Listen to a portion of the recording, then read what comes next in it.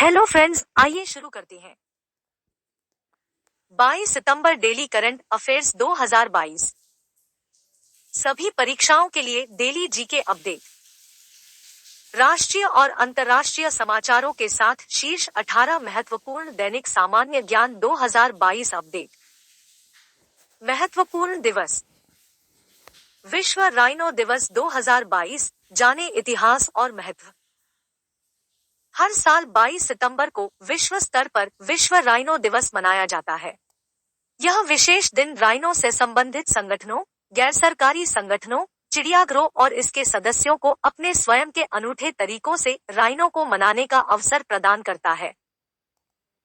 Rhino की सभी 5 प्रजातियों के बारे में जागरूकता फैलाने और उन्हें बचाने के लिए किए जा रहे कार्यों की तरफ ध्यान आकृष्ट करने हेतु यह दिवस मनाया जाता है। वर्ल्ड रोज डे 2022, जाने विश्व गुलाब दिवस का इतिहास। दुनिया भर में 22 सितंबर को विश्व गुलाब दिवस, वर्ल्ड रोज डे, मनाया जाता है। कैंसर पीड़ितों से मानवीय व्यवहार करने और उनका दुख बांटने के लिए हर साल 22 सितंबर को वर्ल्ड रोज डे मनाया जाता है। इस दिन को मनाने का खास उद्देश्य ही कैंसर से लड़ने वाले लोगों को जीने की प्रेरणा देना और उनके जीवन में खुशियां लाना है। पुरस्कार। Bill and Melinda Gates foundation ने 4 लोगों को गोलकीपर्स ग्लोबल गोल्स अवार्ड्स से सम्मानित किया। Bill and Melinda Gates foundation ने भारत की राधिका बत्रा, अफगानिस्तान की जारा जोया, युगांडा की वेनेसा नाकाटे और यूरोपीय संघ की प्रमुख उर्सुला वोन डेर लेयन को संयुक्त राष्ट्र के सतत विकास लक्ष्यों (SDG) को प्राप्त करने की दिशा में उनके असाधारण कार्य के लिए सम्मानित किया है। फाउंडेशन ने कहा कि इन लोगों को goalkeepers global goals awards New York के लिंकन सेंटर में इन्हें अपने समुदाय और दुनिया भर में सतत विकास लक्ष्यों की दिशा में किए गए कार्य के जरिए समाज में बदलाव लाने पर सम्मानित किया गया। राष्ट्रीय पीएम केयर्स फंड। सरकार ने उद्योगपति रतन टाटा को ट्रस्टी नियुक्त किया। प्रधानमंत्री नरेंद्र मोदी ने वरिष्ठ उद्योगपति रतन टाटा को एक बड़ी जिम्मेदारी सौंपी है। सरकार ने रतन टाटा को पीएम केयर्स फंड का नया ट्रस्टी नियुक्त किया है। रतन टाटा के साथ देश के कई अन्य सम्मानित व्यक्तियों को भी पीएम केयर्स फंड की सलाहकार समिति में नियुक्त किया गया है। ये बैठक ट्रस्ट के अध्यक्ष प्रधानमंत्री नरेंद्र मोदी की अध्यक्षता में इसकी एक बैठक भी संपन्न हुई है। इस बैठक में केंद्रीय गृह मंत्री अमित शाह और केंद्रीय वित्त मंत्री निर्मला सीतारमण भी मौजूद रही। कैबिनेट ने सौर सेल के लिए अतिरिक्त PLI योजना को मंजूरी दी। केंद्रीय मंत्रिमंडल ने भारत में सौर फोटोवोल्टिक PV मॉड्यूल के निर्माण को बढ़ावा देने के लिए प्रदर्शन लिंक्ड प्रोत्साहन PLI योजना की दूसरी किश्त को मंजूरी दे दी। बता दें, केंद्रीय मंत्री अनुराग ठाकुर ने एक प्रेस वार्ता में घोषणा की। PLI योजना की दूसरी किश्त के साथ सरकार उम्मीद कर रही है कि देश में पूरी तरह से और आंशिक रूप से एकीकृत सौर PV मॉड्यूल की लगभग 65 GW प्रति वर्ष विनिर्माण क्षमता स्थापित की जाएगी। नेशनल लॉजिस्टिक्स पॉलिसी 2022, जानिए क्या है ये, कैसे होगा फायदा।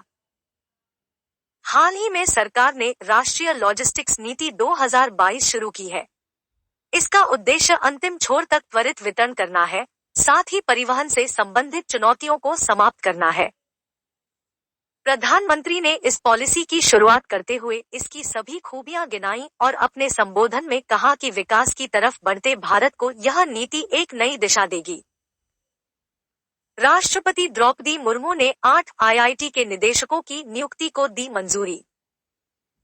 भारत के राष्ट्रपति द्रौपदी मुर्मू ने 8 भारतीय प्रौद्योगिकी संस्थानों IIT में निदेशकों की नियुक्ति को मंजूरी दे दी है, जिनमें 2 को दूसरे कार्यकाल के लिए फिर से नियुक्त किया गया है।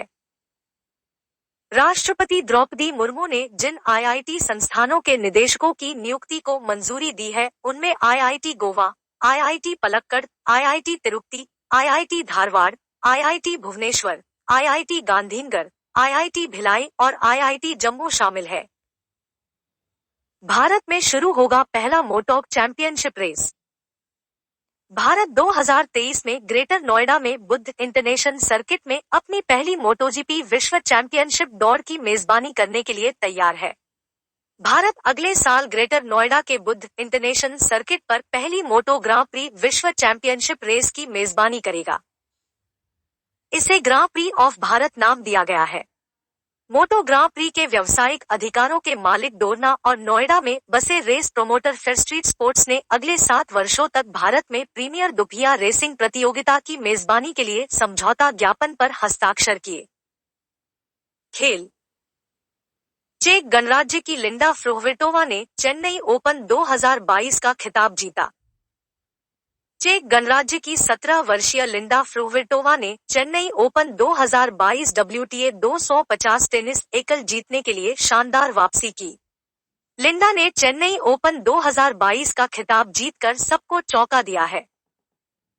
चेक गणराज्य की रहने वाली young Linda Chennai open WTA 250 tennis tournament के एकल फाइनल में नंबर 3 की खिलाड़ी सीड मैग्डा लिनेट को 4 से 6, 6 से 3, 6 से 4 से हराकर अपना पहला टूर खिताब जीता है। निधन। संस्कृत विद्वान पद्मश्री आचार्य रामायण शुक्ल का निधन। पद्मश्री पुरस्कार से सम्मानित संस्कृत विद्वान और काशी विद्वत परिषद के पूर्व अध्यक्ष आचार्य राम यत्ना शुक्ला का 90 वर्ष की आयु में निधन हो गया। संस्कृत व्याकरण और वेदांत शिक्षण और आधुनिकीकरण के नए तरीकों का आविष्कार करने की दिशा में उनके योगदान के कारण उन्हें लोकप्रिय रूप से अभिनव पाणिनि कहा जाता है। अर्थव्यवस्था। भारत में मंदी की संभावना नहीं, S&P। वैश्विक रेटिंग एजेंसी S&P ने कहा कि अमेरिका और यूरो क्षेत्र भले ही मंदी की ओर बढ़ रहे हों, लेकिन भारत पर इसका असर पड़ने की आशंका नहीं है। उसने कहा कि ऐसा इसलिए है क्योंकि भारत की अर्थव्यवस्था वैश्विक अर्थव्यवस्था से बहुत ज्यादा जुड़ी हुई नहीं है। पास विदेशी मुद्रा का पर्याप्त भंडार है, वहीं आपकी कंपनियां भी अच्छा बहीखाता कायम रखने में सफल रही है। ADB ने भारत के लिए 2022 से 23 GDP विकास दर का अनुमान घटाकर 7% किया। एशियन डेवलपमेंट बैंक ADB ने भारत की GDP ग्रोथ के अनुमान को वित्तीय वर्ष 2022 से 23 के लिए 7.2% से घटाकर 7% कर दिया है। ADB ने इसके लिए उम्मीद से अधिक महंगाई को जिम्मेदार बताया है। ADB ने जारी अपनी फ्लैगशिप ADO रिपोर्ट के सप्लीमेंट में कहा है कि वित्तीय वर्ष 2022 से 23 की पहली तिमाही में भारत की अर्थव्यवस्था पिछले वर्ष की इसी अवधि की तुलना में 13.5% की दर से बढ़ी है। Rank report. Rating agency Credit Suisse ने ग्लोबल वेल्थ रिपोर्ट जारी की। रेटिंग एजेंसी क्रेडिट सुइस ने ग्लोबल वेल्थ रिपोर्ट जारी की। इसके अनुसार भारत में आय से जुड़े आंकड़ों का अध्ययन करने पर पता चला कि कोरोना काल में देश आर्थिक असमानता काफी बढ़ गई थी। 2020 में यह दर अपने चरम 82.3% पर पहुंच गई थी और 2021 तक बरकरार थी। बता दें, कोरोना महामारी ने दुनिया भर में तबाही मचाई। इस दौरान लॉकडाउन की वजह से उद्योग धंधे चौपट हो गए और करोड़ों लोगों की नौकरी चली गई। इस वजह से देश में आर्थिक असमानता बढ़ गई थी।